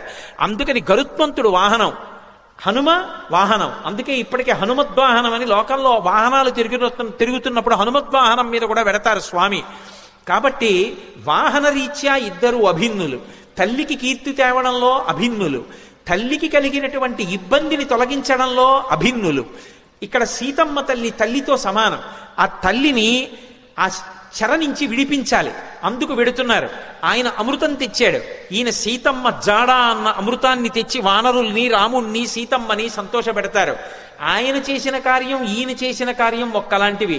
గరుత్మంతుడికి ఏ వేగం ఉందో హనుమకి ఆ వేగం ఉంది. అందుకే తరచుగా ఆయన తోకని గరుత్మంతుని నోటితో పావుతో పోలుస్తారు. పైగా ఆయన బయలుదేరేటప్పుడు కూడా అందుకే సుపర్ణ వివచాత్మానం మేనీస కపికుంజరహ అంటారు మహర్షి. తనని తాను గరుత్మంతునిగా భావించుకున్నారు, ఎందుకంటే ఇద్దరు అభిన్నులు కనుక. గరుత్మంతుణ్ణి పరీక్ష పెట్టినటువంటి కద్రువ మాత్రమే హనుమని కూడా పరీక్ష చెయ్యడానికి యోగ్యురాలు. ఆ శక్తి ఆవిడికే ఉంది. అందుకే దేవతలు నాగమాత అయినటువంటి కద్రువ దగ్గరికి వెళ్ళారు. కద్రువకి మారు పేరు సురస. ఆ కద్రువే ఒకానొకప్పుడు అదితి చేత శాపం పొందింది. శాపం పొంది రోహిణీదేవిగా వచ్చింది. ఆ రోహిణీదేవిగా వచ్చినప్పుడు మళ్ళీ బలరాముడికి తల్లయింది. బలరాముడు ఎవరు? శేషుడు, పాము. అందుకే ఎక్కడున్నా పాములకు తల్లిగానే ఉంటుంది. బలమమిగుల కలగ బలభద్రుడనిలో ఒక రమణుడకుట చేసి రాముడనియో సతికి పుట్టె గర్భ సంకర్షణంబున సంకర్షణుండనడి ఘనుడు సుతుడు అంటారు పోతన గారు భాగవతంలో. శేషుడికి తల్లిగా రోహిణీదేవిగా నందవ్రజంలో ఒకనాడు కృష్ణ భగవానుడి యొక్క అన్నగారికి తల్లి అయింది. ఆ రోహిణీదేవియే కద్రువ. ఆ కద్రువయే సురస.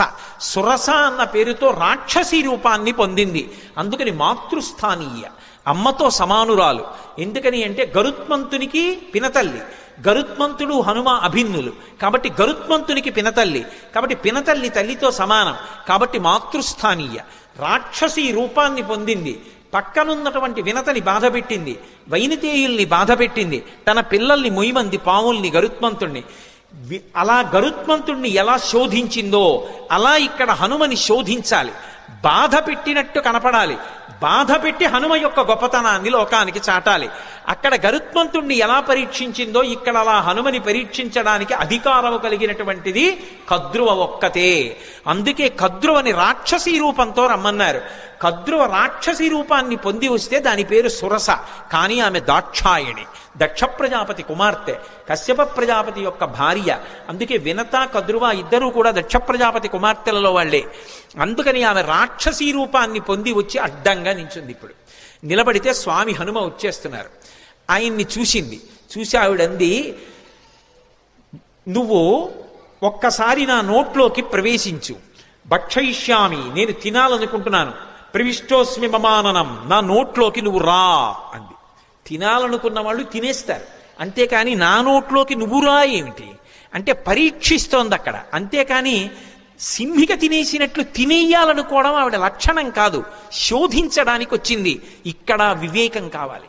ఇలా ఎందుకంది ఆ మాట? ప్రవిష్టోస్మి మమాననం అని ఎందుకనాలి? భక్షయిష్యామి, నిన్ను నేను తినేస్తాను, నా నోట్లోకి రా అనరు. తినేయాలనుకున్న వాళ్ళు తినడానికి ఆపేస్తారు వేగాన్ని, ఆపి నోరు తెరిచి పట్టుకుంటారు. ఆవిడ నోరు తెరిచి పట్టుకోవట్లేదు, నోరు తెరిచి రా అంటోంది. ఏమిటి తేడా? ఎందుకని? అది వివేకం అంటే. అది ఉందా హనుమకి? తట్టుకుంటారా రేపు లంకలో? ఇది పరీక్షిస్తున్నారు దేవతలు. వెంటనే ఆయన మహానుభావుడు హనుమ చూశారు, ఇదేదో ప్రతిబంధకం వచ్చిందే, రాక్షసు వచ్చిందే, నోరు తెరిచిందే. ఆయన ఏం బెంగపెట్టుకోలేదు. వెంటనే ప్రహృష్టవదన శ్రీమాన్ ఇదం వచనమబ్రవీత్. ఆయన ముఖంలో సంతోషం అలాగే ఉంది. ఉపాసన చేసేవాడు దైవాన్ని చేరాలనుకునేవాడికి అనేకమైన కష్టాలు వస్తాయి. ఒక్కొక్కసారి సన్మానాలు వస్తాయి, ఒక్కొక్కసారి పెద్దవాళ్లతో పరిచయాలు వస్తాయి, ఒక్కొక్కసారి ఎంతటి వాళ్ళు నమస్కారం చేస్తారు, ఒక్కొక్కసారి ఎవడో రాళ్ళు విసురుతాడు. ఆ రాళ్ళు విసిరాడని బెంగ పెట్టుకోకూడదు, పువ్వులు జల్లారని పొంగిపోకూడదు. రెండిటికీ తట్టుకోవాలి. సురస వచ్చి ఎదురుగుండా నిలబడింది రాక్షసీ రూపంలో. ఆయన బెంగ పెట్టుకోలేదు. బెంగ పెట్టుకోలేదని చెప్పడానికి మహర్షి అద్భుత ప్రయోగం చేస్తారు. ప్రహృష్టవదన శ్రీమాన్ ఇదం వచనమబ్రవీత్. పరమ సంతోషంతో ఆవిడ వంక చూశారు. చూసి రామకథ చెప్తారు. హనుమ సుందరకాండలో 1కి 10 మాటలు రామకథ చెప్తారు, అందుకు వింటారు సుందరకాండ.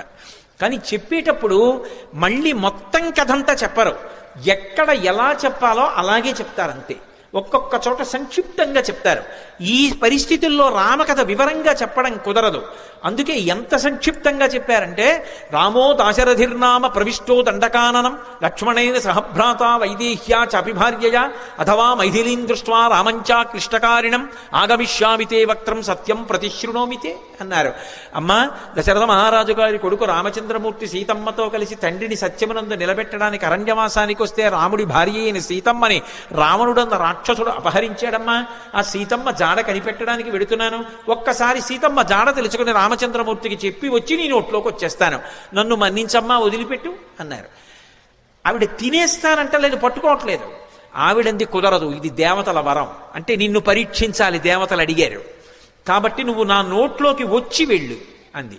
నా నోట్లోకి వచ్చాక ఏమో నాకు ఆహారం అయిపోవచ్చు, నువ్వు పరీక్ష తట్టుకోలేకపోవచ్చు, కాబట్టి నా నోట్లోకి వచ్చి వెళ్ళు అంది. ఆయన అన్నారు, అలాగేనా అమ్మా, తప్పదా, అలాగే పెడతాను అన్నారు. పెద్ద శరీరం పెంచారు. ఆ శరీరం పట్టద్దు, ఆవిడ నోరు తెరిచింది. ఇంకొంచెం పెంచారు, ఇంకొంచెం నోరు తెరిచింది. ఆయన అపారమైన వివేకం ఉన్నవాడు, మహానుభావుడు. హనుమంటే సశింక్షిప్యాత్మనక్కాయం బభూవాంగుష్ఠమాత్రక. బొటన వేలంత చిన్నవారు అయిపోయారు అకస్మాత్తుగా. సురస పెద్ద నోరు తెరిచి ఇంకా పెంచుతారనుకుంటోంది. ఆయన బొటన వేలంతా అయిపోయి చటుక్కున లోపలికి వెళ్ళి బయటకు వచ్చేశారు. అమ్మా, ప్రవిష్టోస్మిహితే వక్త్రం దాక్షాయణి నమోస్తుతే గమిష్యే యత్ర వైదేహీ సత్యం జాసీధరస్తవా అన్నారు. అమ్మా, నీ నోట్లోకి వెళ్ళమన్నావు కదా, ప్రవిష్టోస్మిహితే వక్త్రం దాక్షాయణి నమోస్తుతే. కనిపెట్టేశారు మహానుభావుడు, మహావివేకశాలి. అమ్మా, నువ్వు దాక్షాయణివి, దక్ష ప్రజాపతి కుమార్తెవి, కద్రువవి, సొరసగా వచ్చావు, నన్ను పరీక్షిస్తున్నావమ్మా, నీకు నమస్కారం. నన్ను తినడం నీ ఉద్దేశ్యం కాదు, శోధిస్తున్నావంతే. అమ్మా, అనుగ్రహించమ్మా, నన్ను ఆశీర్వదించమ్మా, సత్యం దాసీధరస్తవా, నేను వెళ్ళి ఆ వైదేహి జాడ కనిపెట్టాలమ్మా అన్నారు. పొంగిపోయింది ఆవిడ. గరుత్మంతుడిని ఎలా ఆశీర్వదించిందో అలాగే ఆశీర్వదించింది. అర్ధసిద్ధ్యై హరిశ్రేష్ట గచ్చ సౌమ్య యథాసుఖం సమాన ఈశ్వ వైదేహీం రాఘవేణ మహాత్మన. నాయనా, నీకు అభయం ఇస్తున్నాను, వెళ్ళు. సంతోషంగా బయలుదేరి వెళ్ళి సీతమ్మ జాడ కనిపెట్టి సీతారాముల్ని కలిపినవాడు హనుమ అనేటటువంటి అద్భుతమైన కీర్తిని పొందు అంది. సుందరకాండకున్న గొప్పతనం ఏమిటో తెలుసా? అక్కడ మైనాకుడు పైకొచ్చాడు. ఆయన ఏమి హనుమ ఆతిథ్యం పుచ్చుకోలేదు. పుచ్చుకోకుండా ఇలా ముట్టుకుని వెళ్ళిపోయారు. వెళ్ళిపోగానే పైకి తేలి ఉన్నాడు కదూ, ఇంద్రుడు వచ్చాడు. ఇంద్రుడు రాగానే తన రెక్కలు తరిగేస్తాడనుకున్నాడు మైనాకుడు. ఆయన అన్నాడు, వచ్చి చూసి, హిరణ్యనాభ శైలేంద్ర పరితిష్టోస్మితే భృజం అభయంతే ప్రయచ్ఛామి తిష్ట సౌమ్య యథాసుఖం అన్నాడు. ఓ మైనాకుడా, నాకు తెలుసు నువ్వు సముద్రంలో ఉన్నావని, ఎప్పుడో అప్పుడు పైకొస్తావు, నీ రెక్కలు తరిగేద్దాం అనుకున్నాను. కానీ రామకార్యం మీద వెడుతున్న హనుమకి ఆతిథ్యం ఇవ్వడానికి నీ రెక్కలు తెగిపోయినా పర్వాలేదని పైకొచ్చావు. ఇవ్వాల నీకు అభయం ఇస్తున్నాను, నీ రెక్కలు తరగను, నువ్వు అలాగే సంతోషంగా కూర్చో, నీ జోలికి రానని వెళ్ళిపోయాడు. మీరు గమనించండి, రామకార్యం మీద వెడుతున్న వాడికి మాట సాయం చేస్తే సంపాతికి కాలిపోయిన రెక్కలు వచ్చాయి.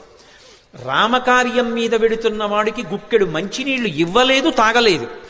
తాగమని అడిగినందుకుగాను ఉత్తర క్షణంలో ఉన్న రెక్కలు నిలబడ్డాయి భద్రంగా. రామ కథకి సుందరకాండకి ఉండేటటువంటి శక్తిని చెప్పకుండా చెప్తారు మహర్షి. ఇక్కడికి వచ్చేటప్పటికి సురసని దాటి ముందుకెళ్ళిపోతున్నారు. సురస అంటే ఎవరో కాదు, సంసారమే సురస. సంసారాన్ని దాటడం కాదు సుందరకాండ తత్వంగా చెప్పినప్పుడు. సంసారంలోకి ప్రవేశించనంటే కుదరదు. సంసారంలో ప్రవేశించకుండా నేను ఏదో అలా ఉండిపోతానండి అంటే అకస్మాత్తుగా కామము ధర్మమును విడిచి కాటు వేసిందా జారి కింద పడిపోతాడు. కామమునకు అర్థమునకు ధర్మం ఇచ్చి ధర్మము చేత కట్టు వెయ్యాలి.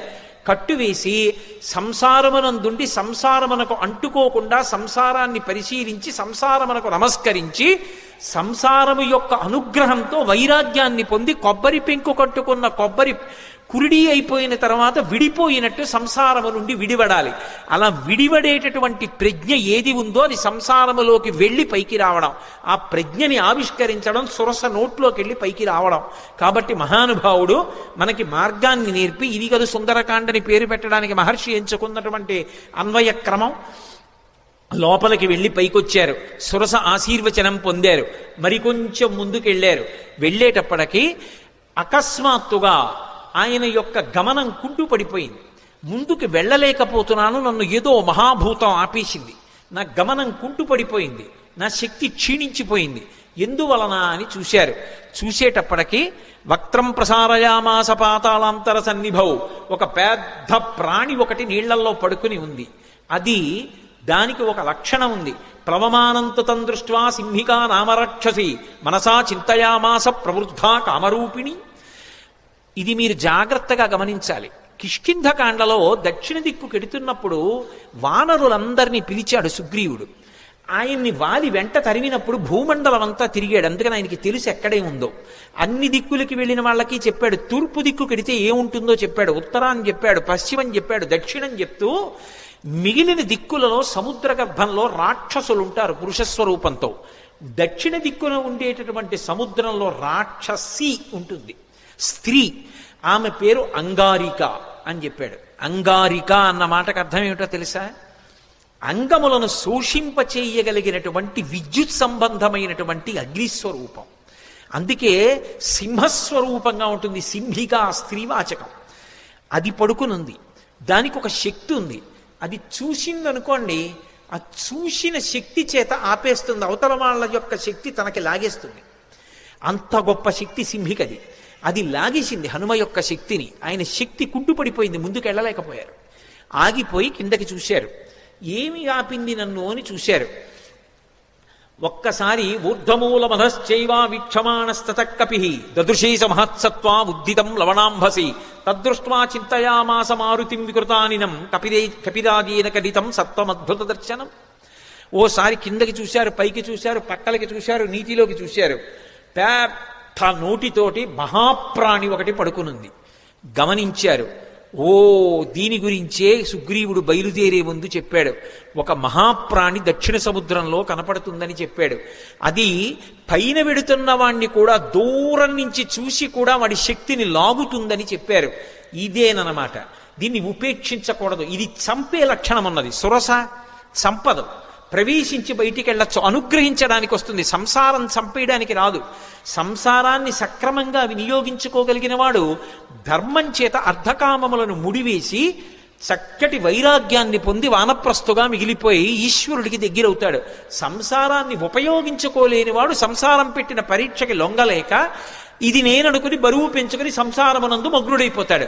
తట్టుకోగలిగిన వాడు సంసారంలోకి వెళ్ళి కామాన్ని అర్థాన్ని ధర్మంతో ముడిసి తరిస్తాడు. అందుకని అది పరీక్షిస్తుంది, అది అనుగ్రహిస్తుంది. అందుకు నమస్కరించారు. సింహిక అనుగ్రహించదు, చంపేస్తుంది. అందుకని దీన్ని విడిచిపెట్టకూడదనుకున్నారు. వక్త్రం ప్రసారయామాస పాతాళాంతర సన్నిభం సంక్షిప్య ముహురాత్మానం నిష్పపాత మహాబల. ఒక్కసారి శరీరం పెంచారు.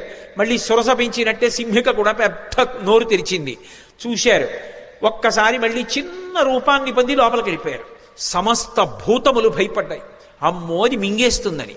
వెళ్ళిపోయి సింహకి యొక్క మర్మావయవములు ఎక్కడ ఉన్నాయో చూశారు. మర్మస్థానములు, ప్రాణములు దేని మీద ఆధారపడి ఉంటాయో వాటిని మర్మస్థానములు అంటారు. అటువంటి మర్మస్థానములను చూశారు. ఆ గుండె, ఊపిరితిత్తులు అటువంటి వాటిని తుంచేశారు. తుంచేసి చటుక్కన పైకొచ్చారు. ఆ ప్రాణి నీటి మీద తేలిపోయి మరణించింది. చాలా సంతోషం అనుకున్నారు. పైనుంచి దేవతలు, గంధర్వులు, మహర్షులు అందరూ పుష్పవృష్టి కురిపించారు. ఆ సింహికారూపం చెనకగలదా? అందుకే అది ఆయన చేత సంహరింపబడింది. సంహరించే వాటిని, ప్రమాదములు తెచ్చే వాటిని కూడా నిలబెట్టగలిగిన ప్రజ్ఞ కలిగినటువంటి మహాపురుషులు ఈ దేశంలో ఉన్నారనడానికి రామాయణం ప్రబల సాక్ష్యం. వెంటనే సింహికా సంహారం చేశారు, ముందుకెళ్ళిపోయారు. తతస్సలంబ సగిరే సమృద్ధే విచిత్రకూటే నిపపాతకూటే. లంబపర్వతము అనబడేటటువంటి పర్వతం, ఆ పర్వతం మీద దిగారు. దాని నిండా సెలయేళ్ళు, అనేకమైనటువంటి చెట్లు. ఒక్కసారి దిగి తన ఒంటి వంక చూసుకున్నారు. ఓహో, రామానుగ్రహం ఉండాలి, కానీ ఇటువంటి నూర్లు ఎన్నైనా దాటుతానన్నారు. మీతో నేను మనవి చేశాను, సుందరకాండ మీద ప్రవచనం చేసేటప్పుడు ఏదో ఒక మంగళప్రదమైనటువంటి ఘట్టం దగ్గరికి వస్తే తప్ప ఆపకూడదు. మిగిలినవి నేను సమయం చూసుకుని ఆపగలను, కానీ సుందరకాండ ప్రవచనం అలా చేయడానికి వీల్లేదు. సుందరకాండ ప్రవచనం చేస్తే మంగళప్రదమైన ఘట్టం దగ్గర ఆపాలి. అందుకే స్వామి 100 యోజనముల సముద్రాన్ని దాటి ఆవలి ఒడ్డుకి దక్షిణ తీరాన్ని చేరి లంబపర్వతం మీద దిగి సంతోషంగా ఉన్నారు. లంకాపట్టణాన్నంతటినీ చూస్తున్నారు. మొదటి రోజు ఆయన చేసినటువంటి కార్యము సఫలీకృతమైంది అన్న శుభవార్త దగ్గర ఇవాల్టి ప్రవచనాన్ని